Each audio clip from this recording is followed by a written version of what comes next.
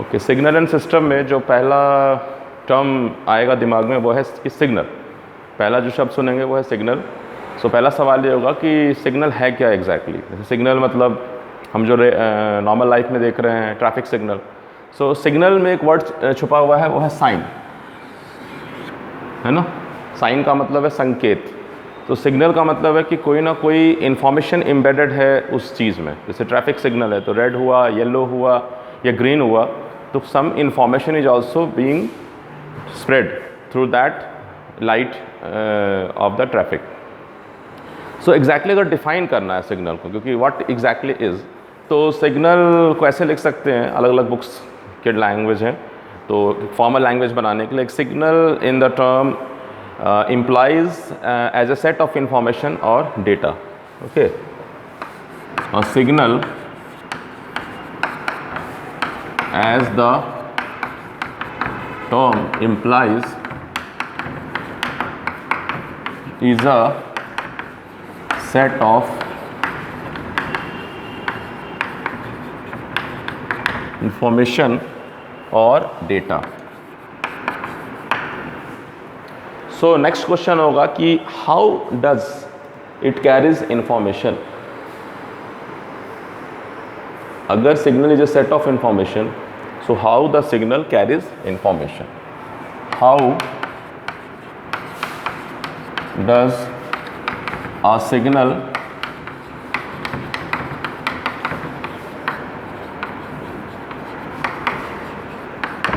तो ये दो क्वेश्चन है जो हमें अभी इनिशियली कवर करना है जब हम ये टॉपिक शुरू करेंगे।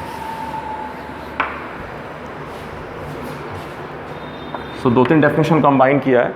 Signal as a term implies is a set of information और डेटा, और signal is a variation of any physical quantity with respect to some other quantity. That quantity can be time और space और something else. जैसे जैसे आप examples में आएंगे तब समझ में आएगा, ठीक है।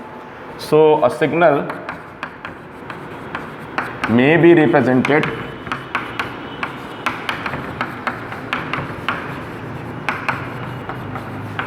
as a physical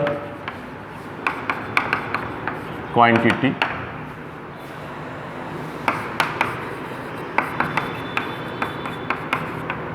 that can vary with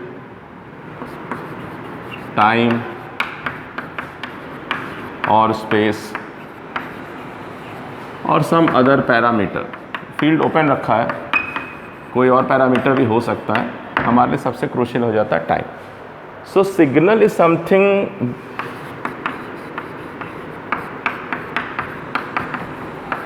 that changes. Signal is something that changes. क्या चेंज हो रहा है? सो अगर एग्जाम्पल उठाएं, जैसे एक एग्जाम्पल लिया स्पीच सिग्नल। मैंने कुछ बोला और उसको रिकॉर्ड किया। अब मैंने क्या किया कि एक छोटा सा सॉफ्टवेयर है ऑडेसिटी, और उस पर मैंने सारे गामा पधा निसा बोला, सारे गामा पधा निसा बोल के देखा किस तरह का सिग्नल बन रहा है। तो सिग्नल जो स्पीच सिग्नल मुझे मिला, क्योंकि हम सिग्नल का मतलब कुछ ऐसा ही समझ रहे होते हैं, कोई ना कोई ग्राफ, ठीक है। So when I spoke, so it was like कि इसमें बहुत सारे फ्रीक्वेंसी थे, वेरिएशन हो रहा था इस तरह से करके। एक बहुत ही सा, then it come down like this. So ये वेरिएशन है, इसके अंदर में बहुत सारे चल रहे हैं ऑसिलेशंस, ठीक है। पैरामीटर वेरी कर रहा है। अगेन ये शूट किया आप यहाँ से, सो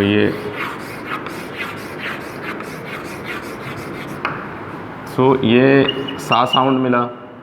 आफ्टर दैट रे गा, देन सा रे गा, then again it come like this मा पा धा नी सा। अगेन थोड़ा सा कुछ अलग, ठीक है। देन सा रे गा मा पा धा एंड देन नी सा। इस तरह से करके मुझे एक सिग्नल आउटपुट मिला। सो फॉर एन आर्टिस्ट इसका मतलब है सा रे गा मा पा धा नी सा। बट एक इंजीनियर के लिए जो है इसका मतलब डिपेंड करेगा कि हम इस वाई और एक्स एक्सिस को क्या नाम दे रहे हैं। जैसे अगर हम एक्स एक्सिस को टाइम का नाम दे रहे हैं और वाई एक्सिस को हम अकाउस्टिक प्रेशर, यानी जब मैं बोलता हूँ मैं अपने सामने वाली जो एयर है उसमें प्रेशर क्रिएट करता हूँ, सो ये वेरिएशन इन द प्रेशर है। अब ये कॉम्प्लिकेटेड स्पीच सिग्नल है, ठीक है, क्योंकि इसमें कई सारे फ्रीक्वेंसी मिक्स्ड हैं। अब अगर आपने साउंड वेव्स के बारे में पढ़ा हो 11th-12th में, सो एक टॉपिक आता है बीट्स, अगर समय मिले तो जाके देखिएगा। सिंपल बीट्स में क्या है कि अगर दो सेम फ्रीक्वेंसी के साउंड है बट थोड़ा सा डिस्प्लेस कर दिया है टाइम से, तो क्या होगा कि एक पैटर्न बनाएगा वो, ठीक है, एक पैटर्न ऑफ साउंड बनाएगा वो थोड़ा मोर ऑसिलेटरी अच्छा दिखाई देगा।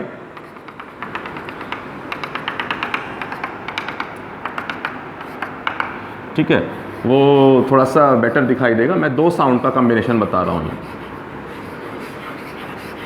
तो ये क्या है, ये पोर्शन जो है ये लाउड है, यहाँ जहाँ कर्व डाउन जा रहा है ये सॉफ्ट है, देन अगेन लाउड है, तो this is known as one beat.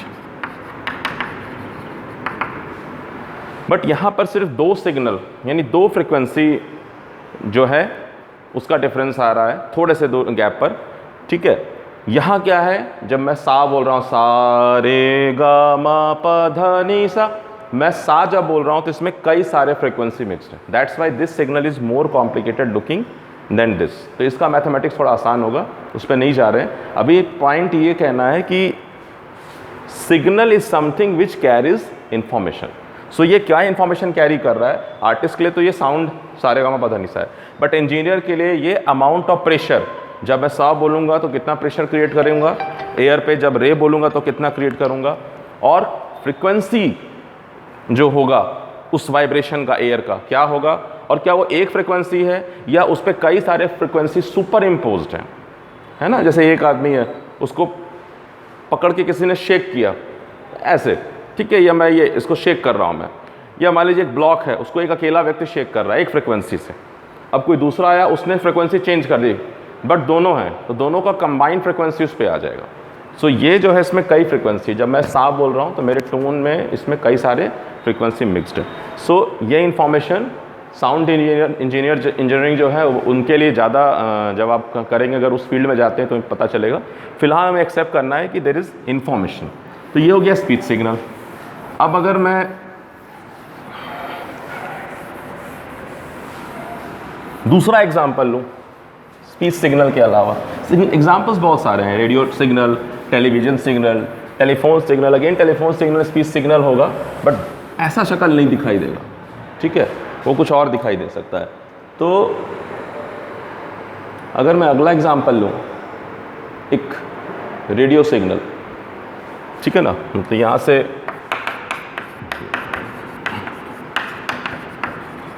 Speech signal बना दिया, ठीक है ना, सारे देन गा मा पा, जैसा बोला, बहुत अच्छा नहीं बोला तो बहुत अच्छा नहीं आएगा, ऐसे करके, ठीक है। ये क्यों है, ये लेटर ऑन, इसमें कई सारे ऑसिलेशन हैं, साउंड क्रिएट करते समय जो एयर के ऑसिलेशंस हैं बट वेरी कर रहे हैं क्योंकि मैं वर्ड्स चेंज कर रहा हूँ, है ना। सो ये हो गया सारे गा मा पा धा नी सा।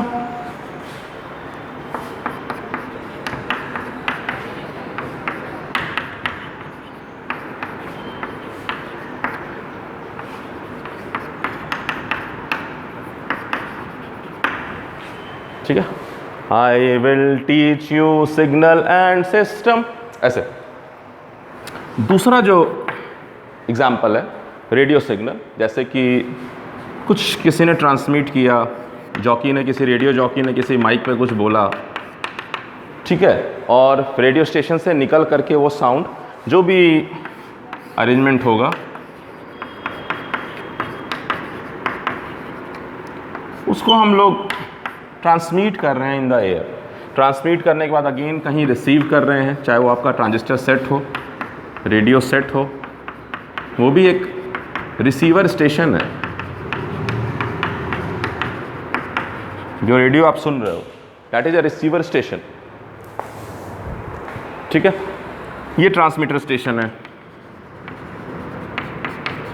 ये ट्रांसमिट कर रहा है, यानी सेंडिंग है, वो रिसीविंग है। तो ये तो जो मैंने साउंड सिग्नल दिया ये हाईली कॉम्प्लिकेटेड है। अभी मान लेते हैं कि जो सिग्नल यहाँ मिला इससे वो ज़्यादा कॉम्प्लिकेटेड नहीं, it is something like this, assume करिए। तो अब क्या होगा कि ये सिग्नल ट्रांसमिट करते समय हमें, जब मैं बोल रहा हूँ ऐसे, तो यहाँ से 10 कदम, 20 कदम, 30 कदम तक जा रहा है। अब मुझे बैठा हूँ रेडियो स्टेशन में, मैं जो भी बोलूँगा वो घर घर तक पहुँचाना है, तो वो मैं जिस तरह से बोल रहा हूँ वही सिग्नल नहीं पहुँच पाएगा, उसके पास में स्ट्रेंथ नहीं है, वो जा नहीं सकेगा, बहुत सारे पैरामीटर्स हैं। तो हम क्या करते हैं, उसको एक करियर वेव पे बैठा देते हैं। करियर वेव मतलब जैसे आपको यहाँ से घर से कॉलेज जाना है तो आपने ऑटो पकड़ लिया, बस पकड़ लिया, बस वहाँ तक जा सकती है, तो एक ऐसा वेव चुनते हैं जो कि लॉन्ग डिस्टेंस ट्रैवल कर सकता है या जहाँ तक हमें जाना है वहाँ ट्रैवल कर सकता है, उसके साथ इसको मिक्स कर देते हैं, ऐड कर देते हैं या मल्टीप्लाई कर देते हैं, उसको हम लोग मॉड्यूलेशन बोलते हैं। मतलब समथिंग हम वैरी करा देते हैं, जब हम ऐड करते हैं, अफेक्ट करते हैं, तो कुछ ना कुछ प्रॉपर्टी सिग्नल की वैरी करती है। तो वो जो वेव होता है, मान लीजिए वो ये वेव है, करियर वेव कह रहे हैं हम लोग। सो जब इसके साथ ये कंबाइन हो जाता है तो उसका पैटर्न चेंज हो जाता है। मतलब ये कुछ अगर ऐसे है तो करियर वेव जो है वो इसके हिसाब से बिहेव करता है, और जो ये वेव था इट विल लाइक दिस, और फिर ये यहाँ जब रिसीव होता है, यही करियर वेव ऐसे जो भी रिसीव होता है सेम, फिर इसमें से हम फ़िल्टर आउट करके अपना जो साउंड सिग्नल है वो यहाँ से फ़िल्टर करके वापस निकाल लेते हैं, ठीक है। सो इन्फॉर्मेशन मतलब मेरे लिए, मेरे ईयर्स के लिए तो जो भी स्पीच आया या सॉन्ग आया, बट इंजीनियर के लिए क्या है इन्फॉर्मेशन, मतलब कि इसका एम्पलीट्यूड क्या है, टाइम पीरियड क्या है, फ्रीक्वेंसी क्या है, जो नया वेव बना कंबाइंड वेव उसमें मैंने क्या बदला, क्योंकि वेव की प्रॉपर्टी में एम्पलीट्यूड भी है, फ्रीक्वेंसी भी है और फेज़ भी है। अगर आपने वेव्स पढ़ा है, इक्वेशंस पढ़ा है, तो आपको पता रहेगा कि कोई भी जो वेव का इक्वेशन है ना, मान लीजिए x as a function of time लिख रहे हैं, तो हो सकता है it is a sin 2 omega t plus 5, ठीक है, ओमेगा t प्लस 5। सो यहाँ पे क्या है, एम्पलीट्यूड है, फ्रीक्वेंसी है, फेज़ है।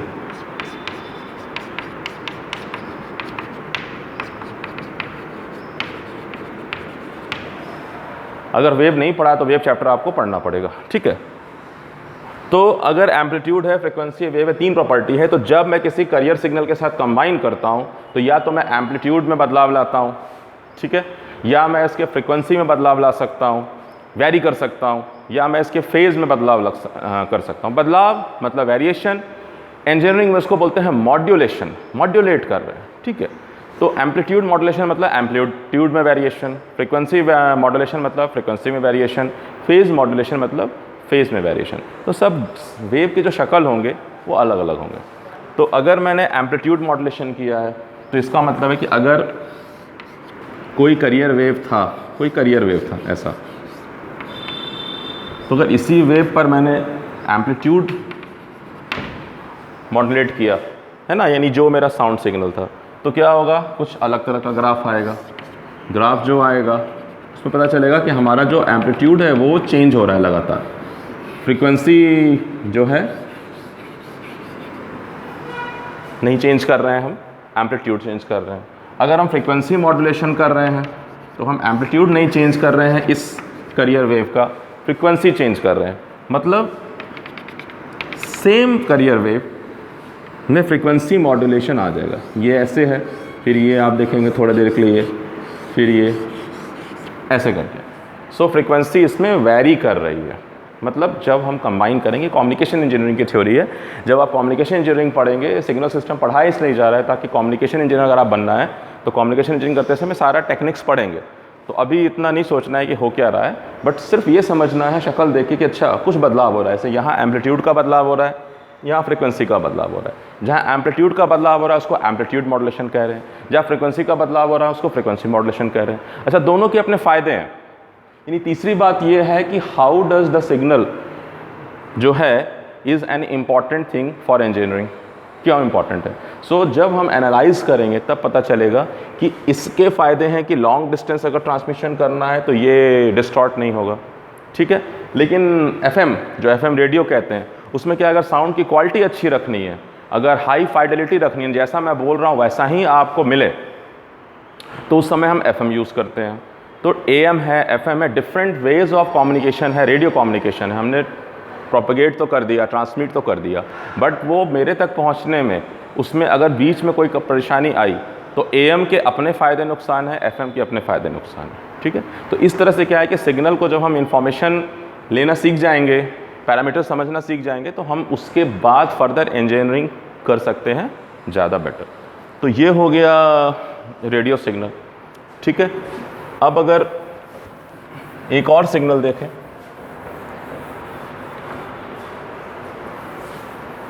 क्योंकि ये तो इंजीनियरिंग सिग्नल्स हैं, ठीक है,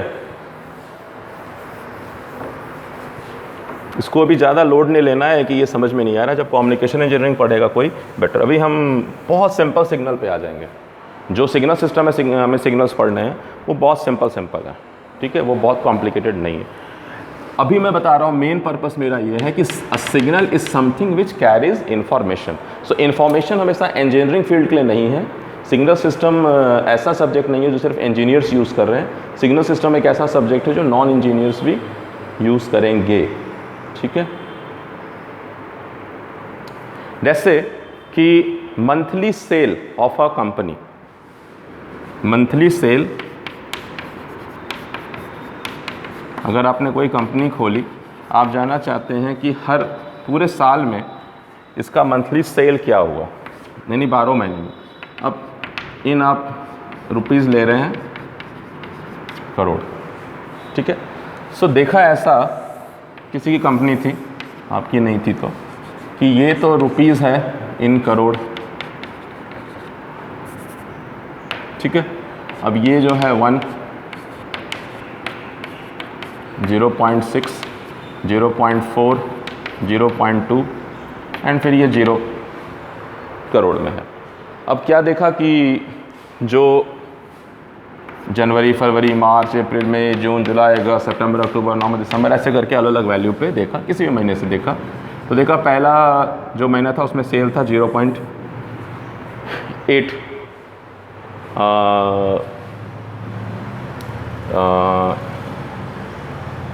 0.8 करोड़ मान लिया, ठीक है। हाँ ठीक, ऐसा का नहीं, ऐसा कर लेते हैं। अच्छा, ग्राफ जब बनाया हमने, ठीक है, तो हमें अलग अलग पर अलग अलग वैल्यू मिला। मान लीजिए ये 6 है, मैं 6 से ऊपर उठा रहा हूँ, ठीक है ना। ये मान लीजिए 8 है, ये 6.4 है। देन कमिंग नेक्स्ट वैल्यू क्या ले रहे हैं हम, समथिंग 5 के ऊपर कहीं आ रहा है ये, ठीक है। अगर ये 5 है, उसके बाद इसके आसपास कहीं है, ऐसे आया, ऐसे आया, ऐसे आया, ऐसे आया, ऐसे आया। तो हम ये देख रहे हैं कि जो फिगर ऑफ सेल है that is declining, figure of sale जो है वो डिक्लाइन कर रहा है, ठीक है। बट जो इन्फॉर्मेशन है वो मंथली वाइज है। इस एक्सिस पर जो भी हम देख रहे हैं वो हम किसी फिक्स्ड पॉइंट ऑफ टाइम पे देख रहे हैं, सारे समय के लिए नहीं देख रहे हैं, पूरे साल में प्रत्येक दिन के लिए नहीं देख रहे हैं। हम ये मंथली सेल देख रहे हैं, डेली सेल का ग्राफ ये नहीं है, मंथली सेल में हम इंटरेस्टेड है। सो ये अगर ग्राफ बनाया, this is also a signal, this is signal because it is carrying information. Information क्या कैरी कर रहा है कि भाई मेरा जो मंथली सेल था, या किसी कंपनी जिसका भी दिखा रहा है, उसका मंथली सेल जो है वो डिक्लाइन करते चला गया। अब वो कंपनी वाला जो है इस इन्फॉर्मेशन को चेक करेगा कि इस महीने में जो सेल था वो हाईएस्ट क्यों था, और क्रमशः यानी सिक्वेंसली ये डिक्लाइन ही करते चला गया, तो क्यों चला गया? क्या कोई नया कॉम्पिटिटर आ गया मार्केट में, या लोगों की जो है वो रिक्वायरमेंट्स ख़त्म हो गए प्रोडक्ट के, है ना? सो बैकग्राउंड में एनालिसिस करेगा जो बिजनेस पर्सन है, कॉर्पोरेशन वाला है, बट द इंफॉर्मेशन जो कैरी कर रहा है वो ये है सिग्नल। ठीक है, तो दिस इज अ सिग्नल जो कि कैरी कर रहा है information, monthly cell of a corporation. अच्छा, एक और इन्फॉर्मेशन है कि मान लीजिए मैं एक कंपनी जिसने अपना स्टॉक जारी किया, शेयर जारी किया, अब शेयर बाजार देखते हैं मार्केट में चढ़ाव उतार होता रहता है, तो उसने भी 1 साल 2 साल 3 साल में परफॉर्मेंस हम लोग देखते हैं कि शेयर का परफॉर्मेंस क्या था, यानी शेयर का प्राइस क्या था। तो अब अगर किसी ने शेयर का प्राइस देखा है तो शेयर प्राइस डेली बेसिस पे भी देख सकते हैं, शेयर प्राइस मंथली बेसिस पे देखिए, क्वार्टरली बेसिस पे भी निकाला जाता है, एक क्वार्टर पे, क्योंकि जो फाइनेंस आप देखेंगे इन्फॉर्मेशन उसमें क्वार्टरली चेक किया जाता है, 1 साल में 4 बार देखा जाता है, हर 3-3 महीने पे, है ना? तो अगर देखा कि भाई प्राइस मान लीजिए 1000 रुपये से शुरू किया था किसी ने शेयर में मार्केट में, और वो देख रहा है कि जो वेरिएशंस है ना, ये रोज़ का वेरिएशंस बता रहा हूँ, ठीक है, ऐसे कुछ करते हुए वो मान लीजिए जो लास्ट चेक किया है हमने, ठीक है, वो कुछ ऐसा आ रहा है, तो अब इसको देख के ये पता चलेगा कि इनिशियली तो ये शेयर ग्रो कर रहा था, फिर ये फॉल किया, अगेन राइज किया, लेकिन अभी क्या है, ऑलमोस्ट ये फॉल ही कर रहा है। सो जो शेयर मार्केट कंपनी वाले जो हैं वो अगेन चेक करेंगे कि जैसे कंपनी था उसका शेयर राइज क्यों किया। मान लीजिए कंपनी थी, उसने कोई नया टेक्नोलॉजी अडॉप्ट किया और पता चला कि भाई वो टेक्नोलॉजी को, लोगों को उसमें उम्मीद है कि हाँ ये टेक्नोलॉजी से नई जॉब अपॉर्चुनिटीज़ आएगी, कंपनी को मुनाफा होगा, सो दे स्टार्टेड पंपिंग मनी। उन्होंने शेयर खरीदे उस कंपनी के कि भाई हमें कल को शेयर सस्ते मिल रहे हैं, जब कंपनी प्रॉफिट कमा लेगी तो इस शेयर के प्राइस बढ़ जाएंगे। सो शेयर के प्राइस जो है बढ़ने शुरू, क्योंकि डिमांड बढ़ना शुरू हुआ। अब कंपनी की स्कीम चेंज हो गई या कोई घटना घट गई, जैसे कोरोना की घटना घट गई, तो कई इंडस्ट्रीज़ में क्या था कि जो प्रॉमिसिंग इंडस्ट्रीज़ थे, जहाँ काम होना था, और सडन कोरोना आके सब कुछ बंद हो गया, तो क्या हुआ, लोगों ने देखा कि अब ये मुनाफा तो देगी नहीं, क्योंकि मालूम नहीं है नेक्स्ट काम कब होगा।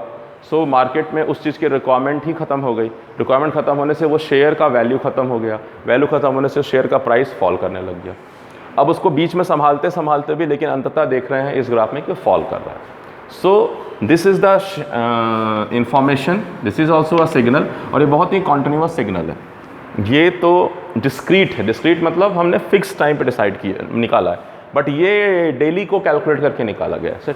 इट्स टू लुकिंग रैंडम, है ना, ये रैंडम नहीं दिख रहा है, थोड़ा सा एक पैटर्न लग रहा है, लेकिन इसमें एक रैंडमनेस दिख रहा है।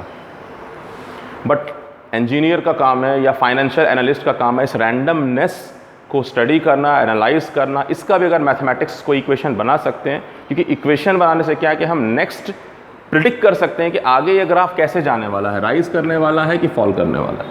So purpose of information is to analyse this signal for future forecasting. जैसे शेयर मार्केट का न्यूज़ पढ़ेगा तो बताएगा हाँ इस शेयर में आने वाले समय में उम्मीद है, तो how they are saying, because they are saying the mathematics, they are analysing this curve, क्योंकि ये कर्व तो कई फैक्टर्स पे डिपेंड कर रहा है, तो वो मैथमेटिक्स उसका जनरेट करेंगे, है ना, कि वो कौन से फैक्टर्स हैं, और फिर मिलाएंगे कि जो इक्वेशन उन्होंने लिखा क्या वो उस कर्व को प्रिडिक्ट कर पा रहा है।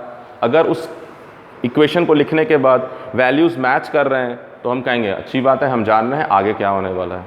एक फॉरकास्ट होगा, चेंज हो भी सकता है। ये सिंपल मान लें कि अगर एक शेयर है जिसका प्राइस लगातार राइज कर रहा है पिछले 1 साल से, मान लेते हैं, सो आप कहोगे ठीक है, जो प्राइस ऑफ शेयर है इज इक्वल टू समथिंग, मान लें 3x है, मतलब हर 1 महीने में 3 गुना बढ़ जाता है ये, ठीक है, तो इक्वेशन लिख दिया 3x।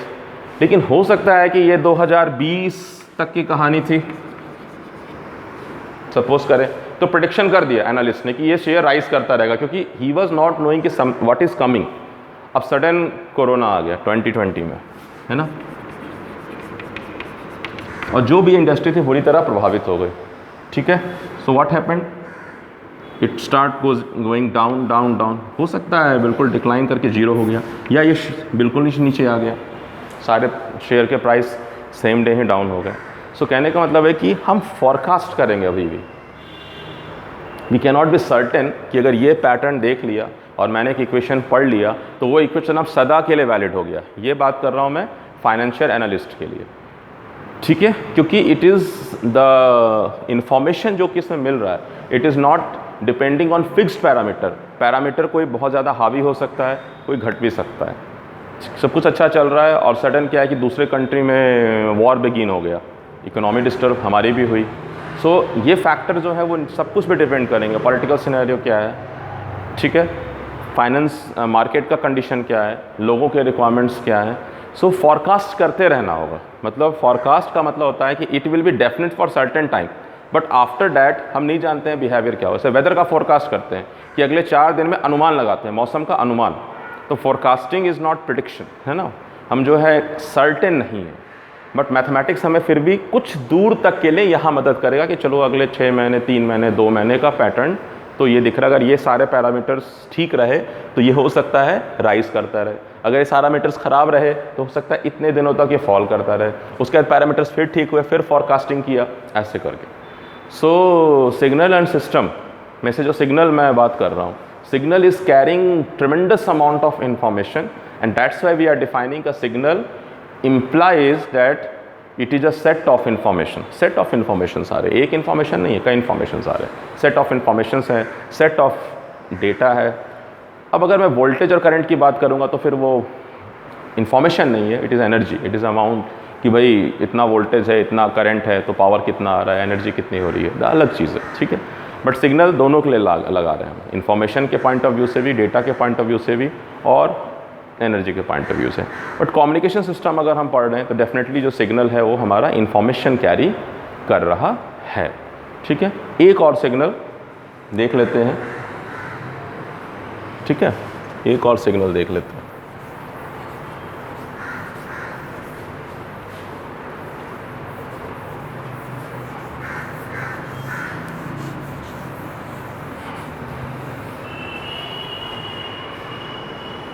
ये सिग्नल जो है वो क्या बता रहा है, चार्ज डेंसिटी बता रहा है। चार्ज डेंसिटी, डेंसिटी का मतलब हो गया घनत्व, कितना ज़्यादा अमाउंट है चार्ज का। अब डेंसिटी मैं मान लो कि चार्ज, जैसे ये चौक है, चौक का मैं पाउडर बना दूं और इसको मैं ऐसे धागे एक लाइन पे छिड़क दूं, है ना, बराबर छिड़क सकता हूँ, यूनिफॉर्म डिस्ट्रीब्यूट कर सकता हूँ। मतलब इस लाइन पर एक धागा लगा के या एक लाइन पर मैं चौक को लाइन बनाऊँ, ठीक है। सो मैं यूनिफॉर्मली डिस्ट्रीब्यूट कर सकता हूँ,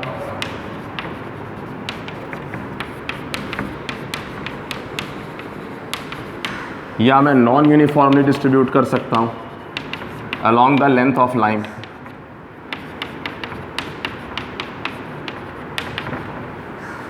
आपको चीनी का दाना ले लीजिए, चीनी ले लीजिए एक मुट्ठी, शुरू में थोड़ा कम डालिए, फिर बढ़ा दीजिए, तो हम देखेंगे कि भाई जो अमाउंट ऑफ शुगर है, जैसे चार्ज है मैं कह रहा हूँ, कोई भी पार्टिकल हो, उसको मैंने इस पर रख दिया। अब मैं यूनिफॉर्मली रखूँगा तो हर किसी भी पॉइंट पे सेम अमाउंट ऑफ वो थिंग है, यहाँ सेम अमाउंट ऑफ चार्ज है, इक्वली डिस्ट्रीब्यूटेड है। नॉन यूनिफॉर्म डिस्ट्रीब्यूशन का मतलब है कि शुरू में हो सकता है कम हो, आगे ज़्यादा हो, या फिर लगातार वो बढ़ता ही चला जाए, ठीक है, या लीनियरली बढ़ता चला जाए। यानी यहाँ पर मैंने Q चार्ज रखा, लेकिन 2 मीटर डिस्टेंस पे 2Q रखा, या 2 यूनिट पर 2Q रखा, 3 पे 3Q रखा, 4 पे 4Q रखा है, तो मैं बहुत दूर बता रहा हूँ। सो यानी क्या, मैं देखूँगा कि जो मेरा चार्ज है, अगर ये लेंथ L है तो टोटल चार्ज मैंने कितना रखा, वो हो जाएगा समथिंग चार्ज डेंसिटी इनटू जो भी ये लेंथ होगा, टोटल अमाउंट ऑफ चार्ज, ये तो एवरेज आ जाएगा। सो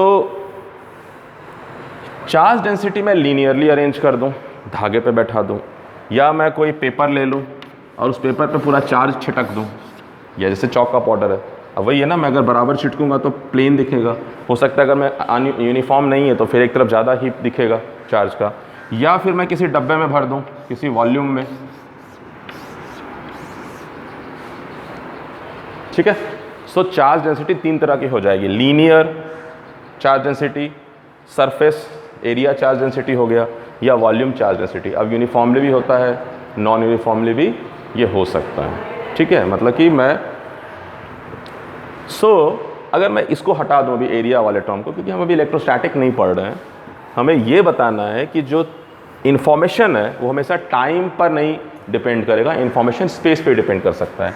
कि मैं कह रहा हूँ कि भाई यहाँ से यहाँ तक जो मेरा चार्ज डेंसिटी है it is function of x and not a function of time, यानी जितना अलग अलग डिस्टेंस पे।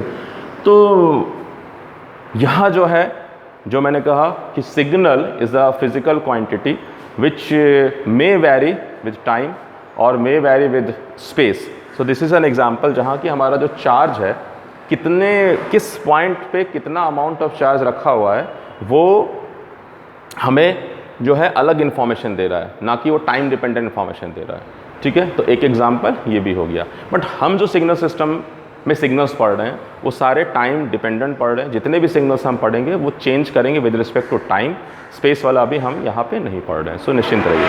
और जितने भी मैंने कॉम्प्लिकेटेड सिग्नल्स दिखाए हैं, ठीक है, उसके मैं इक्वेशंस भी लिखूंगा, वो और कॉम्प्लिकेटेड दिखेंगे। बट हम जो पढ़ेंगे वो बहुत बुनियादी सिग्नल्स पढ़ेंगे। उसके बेसिस पे कल को जब आप एडवांस इंजीनियरिंग पढ़ेंगे, आप किसी कंपनी में जाएंगे, एडवांस बीटेक कोर्सेज करेंगे या और मास्टर्स कोर्स करेंगे, तो वहाँ पे आप और एडवांस सिग्नल्स को पढ़ेंगे, डेडिकेटेड होकर पढ़ेंगे। क्योंकि आप कम्युनिकेशन इंजीनियर बन चुके हैं मान लीजिए, अब टिपिकल किसी इंडस्ट्री में जा कर के अगर आप रेडियो स्टेशन में हैं तो वहाँ अलग तरह का काम है, टेलीफोन इंडस्ट्री में अलग तरह का काम है, मोबाइल इंडस्ट्री में तो अलग तरह का काम है, टेलीविज़न इंडस्ट्री में है तो अलग तरह का काम है। तो आप डेडिकेटेड होकर के किसी एक या दो फील्ड पे काम करेंगे, तो उस समय उसके मैथमेटिक्स को भी आप पढ़ेंगे, बहुत डिटेल पढ़ेंगे।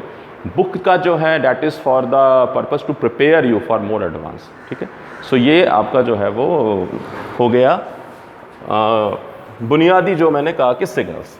अब मैं कुछ इक्वेशंस लिख दे रहा हूँ, घबराने के लिए नहीं लिख रहा हूँ कि घबराने की ज़रूरत नहीं है, सिर्फ इसलिए लिख रहा हूँ ताकि आइडिया लग जाए कि how much math is involve. ठीक है, सो सिग्नल्स को रिप्रेजेंट करना पड़ेगा, हमें इंजीनियर्स को रिप्रेजेंट करना पड़ेगा एज मैथमेटिकल मॉडल। हम सिग्नल को रिप्रेजेंट करेंगे तो जो आप ग्राफ देख रहे थे ना वो भी मैथमेटिकल मॉडल है। मैथमेटिकल मॉडल चार तरह से हो सकते हैं। एक तो है वर्बल, मैंने उसको सेंटेंस से डिफ़ाइन कर दिया इंग्लिश लैंग्वेज यूज़ करके। दूसरा है मैंने कोई मैथमेटिकल फंक्शन से डिफ़ाइन कर दिया। तीसरा मैंने कोई ग्राफ बना दिया, जो आपने ग्राफ मैंने दिखाया सारा, मोर विजुअल्स उसमें क्लियर होते हैं कैसा दिख रहा है। चौथा मैंने सिर्फ टेबुलर इन्फॉर्मेशन में सारा बात लिख दिया। और कुछ सिग्नल्स हैं जिसको हम as a sequence of numbers में भी लिख सकते हैं। ठीक है, सो अभी मैं सिर्फ एग्जांपल के लिए बता रहा हूँ कि अगर स्पीच सिग्नल को ले रहे हैं तो इसका इक्वेशन कॉम्प्लिकेटेड हो सकता है। जैसे कि कुछ एक एग्जांपल है कि अगर मैं कह रहा हूँ कि ये अकाउस्टिक प्रेशर था जो सिग्नल में लिख रहा था, so it is something sigma of it is an cos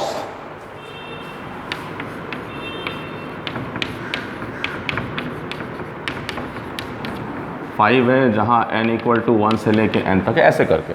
सो ये बता रहा है कि